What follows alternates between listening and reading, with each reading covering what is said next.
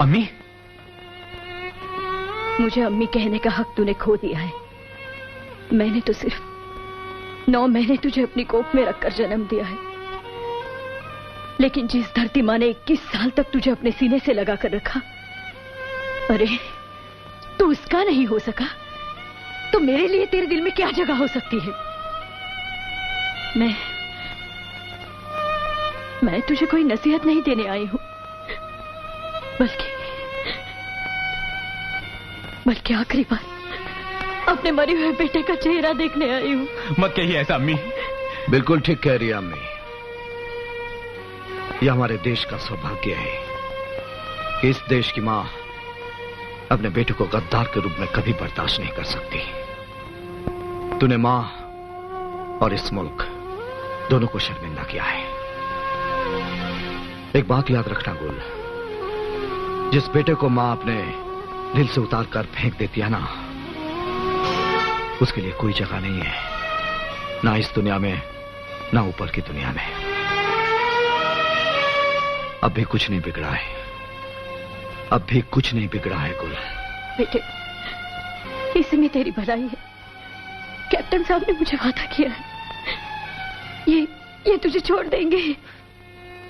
अम्मी मुझे माफ कर दो, मुझे माफ कर दो। ठीक है कैप्टन साहब, मैं सब कुछ बता दूंगा, सब कुछ बता दूंगा मैं। हेलो नूर मोहम्मद आजाद, हमारी लड़ाई तुम्हारे साथ नहीं बल्कि तुम्हारी सरकार के साथ है।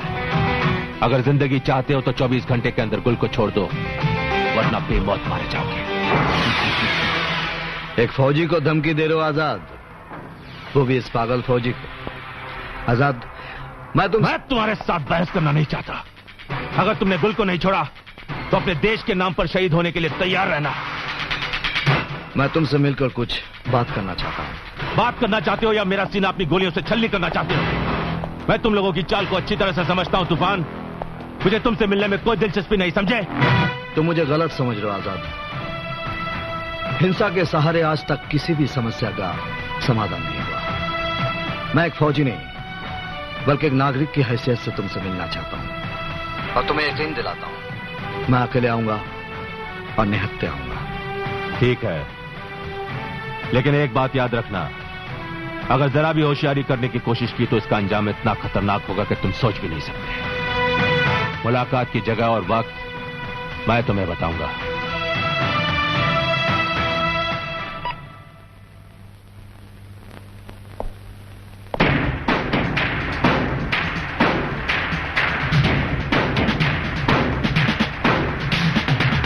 बोलो, क्या बात करना चाहते हो? मैं बताना चाहता हूं कि तुम भी इस देश के बेटे हो। जिस बाहरी ताकत के बल पर तुम ये लड़ाई लड़ रहे हो, वो तुम्हारा दोस्त नहीं, दुश्मन है। उन्हें तुम्हारी आजादी से कोई मतलब नहीं। उनका मकसद सिर्फ हमारे देश में दहशतगर्दी को जिंदा रखना है। तुम्हारे लिए यही बेहतर होगा कि तुम अपने साथियों के साथ हथियार डालो।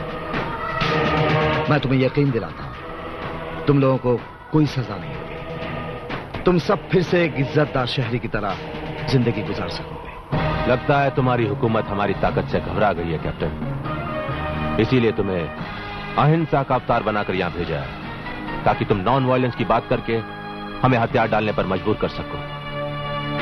मगर यह नामुमकिन है कैप्टन। कोई भी इनकलाब अचानक नहीं आ जाता। जुल्म और बेइंसाफी जब अपनी इंतहा तक पहुंचती है तब जन्म लेती है बगावत की आंधी। तुम्हारी हुकूमत ने आज तक हमें दिया ही क्या है कैप्टन?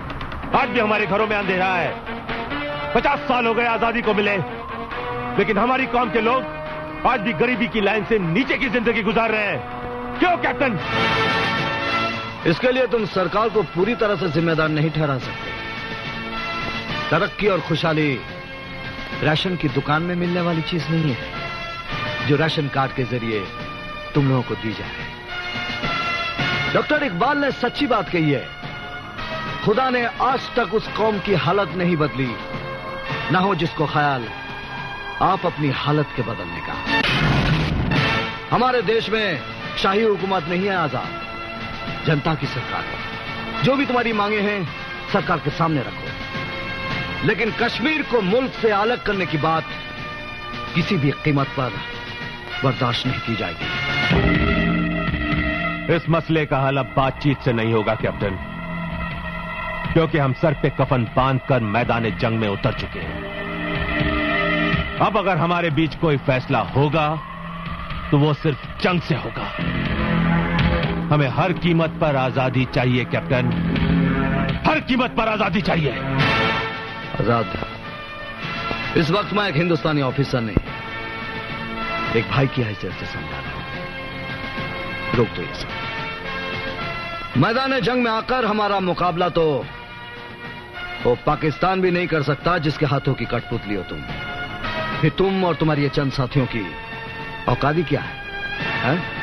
एक बागी जब अपने दिलो दिमाग में इनकलाब की आग लेकर उठ खड़ा होता है ना कैप्टन, तो बड़ी से बड़ी हुकूमत को उसके सामने झुकना पड़ता है। तुम्हारी सरकार भी झुकेगी और देश का यह हिस्सा जो हमारा है उसे तुम लोगों को हमारे हवाले करना ही पड़ेगा। ये जंग तो अब उस दिन खत्म होगी जिस दिन इस सरजमीन पर हमारा अपना कौमी परचम लहराएगा। वो दिन कभी नहीं आएगा आजाद। अगर तुमने कोई कौमी परचम बना लिया है तो उसे कफन समझकर संभाल कर रखना, और जाके उन्हें भी बता देना जो तुम्हारे पीछे हैं कि भारत की इस धरती पर तिरंगा के सिवाय अब कोई झंडा कभी नहीं लहराएगा। और एक बात कान खोलकर सुन लो, शहीदों के खून से बना यह तिरंगा भारत मां के सर का आंचल है। इस आंचल के साए में रहोगे तो जिंदगी रहेगी, वरना इस तरह मिटा दिए जाओगे कि तुम्हारी दास्तां तक भी ना होगी दास्तानों में।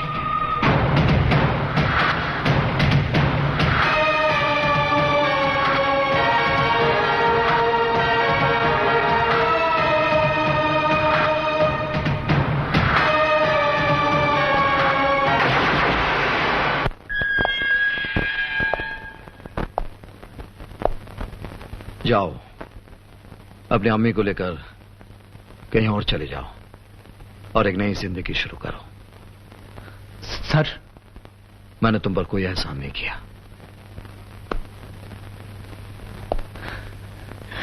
Thank you sir.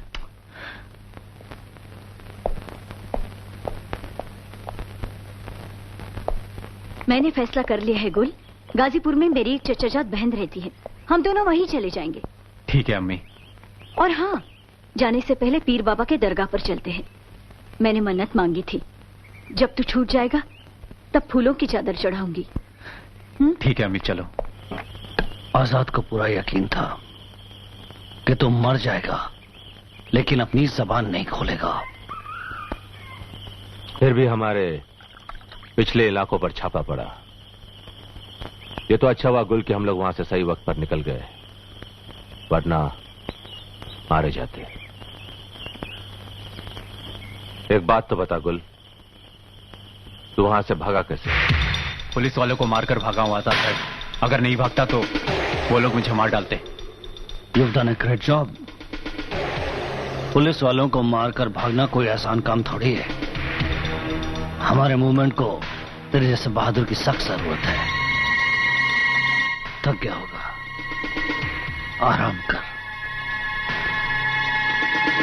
आजाद,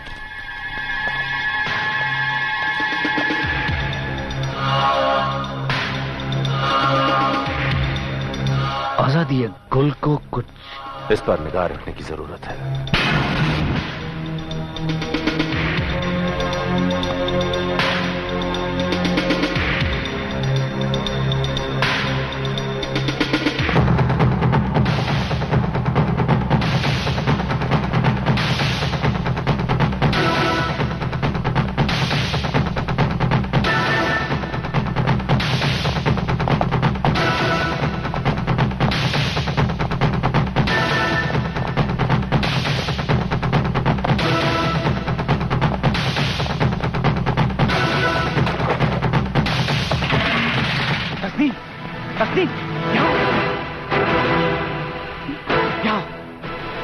गुल, क्या बात है? तस्नीम, मैंने कादरी साहब और आजाद भाई के सामने झूठ बोला था। कि मैं पुलिस वालों को मार कर आया हूं। दरअसल ये कैप्टन अर्जुन सिंह की मेहरबानी का नतीजा है कि मैं तुम्हारे सामने खड़ा हूं। या अल्लाह। तस्नीम, पुलिस इतनी जालिम नहीं है जितना हमें बताया गया है। अब मेरी आंखें खुल चुकी हैं। अब यहां से भाग चलते हैं तस्नीम, यहां से भाग चलते हैं। चलो वो देखो, चलो।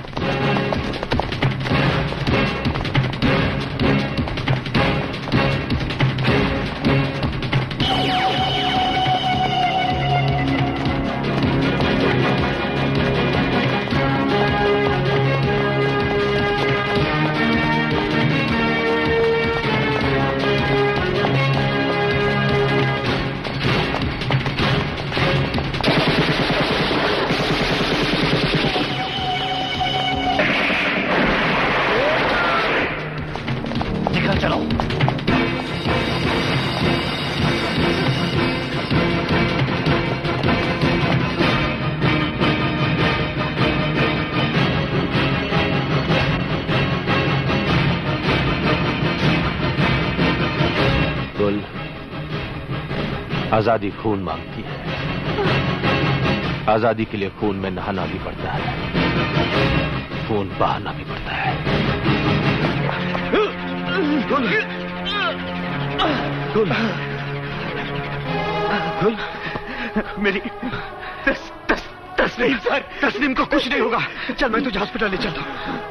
नहीं सर, नहीं। अब मेरे जाने का वक्त आ गया है सर। मेरे जाने का वक्त आ गया है। ये कुरान शरीफ अम्मी को दे दीजिएगा सर।